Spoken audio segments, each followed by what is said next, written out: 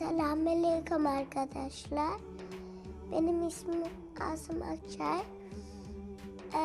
Bugün sizle bir hadis ezberleyeceğiz. Hadi başlayalım. Hadi başlayalım Asım. Ben söyleyeceğim, sen beni tekrar edeceksin, tamam? El mer'u ma'a El mer'u ma'a men ahabbe. men ahabbe. El mer'u ma'a El mer'u ma'a men ahabbe. men ahabbe. Kişi sevdiğiyle beraberdir. Kişi sevdiğiyle beraberdir. Şimdi hep birlikte söyleyelim. El mer'u ma'a El mer'u ma'a men ahabbe.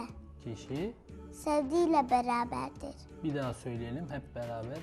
El mer'u ma'a men ahabbe. El mer'u ma'a men ahabbe. Kişi, Kişi sevdiğiyle beraberdir. aferin.